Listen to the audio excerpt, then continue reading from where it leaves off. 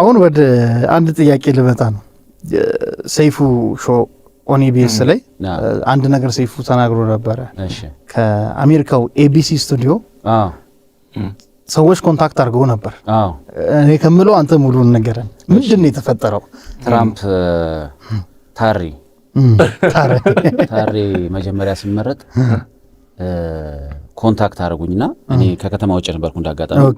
ቀደምም አሳይቻለሁ አይደል? አዎ በደንብ። እና ከኤቢሲ ስቱዲዮ ነው የምንደውለው ምናምን የጂሚ ኪምል ፕሮዲውሰር ነኝ እና በትራምፕ አስመሳዮች ዙሪያ ልናወራ ፈልገን ነው የሆነ ሴግመንት ነገር መስራት ምናምን ከአሜሪካ። ከዛ ፌስቡክ ፋን ፔጅ ላይ መጣል። ይሄ ማን ሰው ፕራንክ አድርገን ምናምን በቃ ተውኩት። ይሄ ፕራንክ ነው ምናምን ቢጻፍኩና ተውኩት። ከዛ አይደለም ሊመስል ይችላል ብሎ ቢዝነስ ካርዱን ላክ። ቢዝነስ ካርዱን ፎቶ አንስቶ ላክ። ከዛ ጂሚ ኪምል ምናምን ፕሮዲውሰር ምናምን ይላል። ይሄ ነገር ምንድነው ምናምን ብዬ ከዛ በፊት ጆን ኦሊቨር ላይ ታይቷል ቪዲዮ። ሪአክት አድርገውበታል። እሱን ቪዲዮ ደርሷቸው ይመስለኛል። ያው አንድ እንትን አይደለ ሌት ናይት ሾው ስለሆነ እዛው ሊደርስ እና ከዛ እና እንደዚህ ልናረግ ነውና ምናልባት እዛ ላይ አይተውት ይሁን ብዬ ጠረጠርኩኝ። ከዛ ሰውየው ሪች ብራውን ይባላል። እሱ ሲኒየር ፕሮዲውሰር ነው። እና እስቲ ቼክ ላድርገው ብዬ ጉግል ላይ ገብቼ ሳየው አለ። ከዛ ያው ምናምን ቼክ አድርጌ ያለው በቃ እውነተኛ ነው ምንም ችግር የለም ምናምን ቢጻፍኩለት ስልክህን ላክልኝ አለ። ላኩለት፣ ደወለ። እንዴ ብዬ ላውራው። ከዛ በኋላ ድንጋጤው ማለት ድንጋጤው እንጂ እንግሊዘኛው ጠፍቶ አይደል? በእጅ ነው። ኧረ ይጠፋል እንግሊዘኛው፣ አማርኛም ይጠፋል እኮ። እሺ ቀጥታ ደወለ እሱ ራሱ ደወለ። ኦኬ ከዛ this is Rich Brown, the producer of Jimmy Kimmel. This is a comedian Jammy, right? ምናምን አለኝ።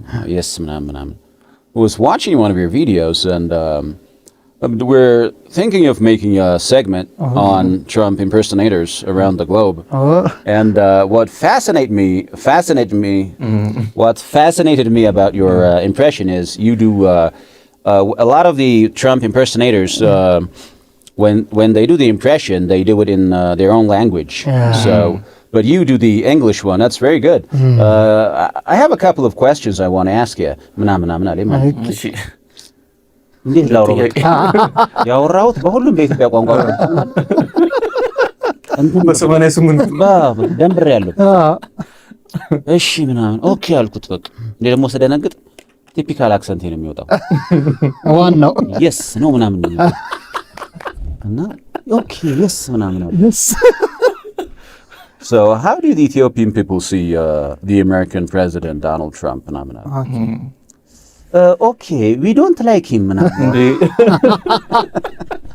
አለኮ ወራታኛው ማንነት የሚወጣው ነገርኩ። ከዛ ያወራኝን የተወሰነውን አላስታውሰውም። ኢንተርቪው እንሰራለን ምናምን እና ማላቀው መስሎታል ጂሚ ኪምልን። ያላቸው ኢሜጅ አለ ስለ ኢትዮጵያ በፍጹም አያስብም። You know, Jimmy Kimmel is he works in Hollywood, you know. He's Jimmy Kimmel is like VIP, you know Jimmy Kimmel? አራቀዋለሁ በእናትህ ነው አንተ ስለደወልክ እንጂ እና ኢንተርቪው እንሰራለን። You guys have good Wi-Fi in Addis Ababa, Ethiopia? ምናምን አለኝ። አዎ አለ ምናምን አለ። ከዛ ጠብቀኝ አለኝ።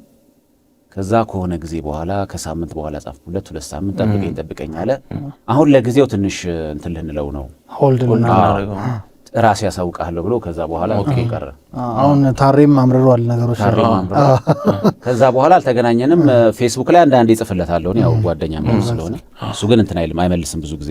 ይሄ ግን የሚገርም ነገር እኮ ነው ጃኒ። ምክንያቱም ያው አሁን ዘመኑ ታለንት የሚታይበት መንገድ ላንተ አልነግርህም ምን ይሆነ እንዳለ እንጂ ስቶሪ ኦፍ ማይ ብለ ምክንያቱም የኢትዮጵያ ኮሜዲ ከዚህ በላይ መሄድ ይችላል፣ ብዙ መራመድ ይችላል።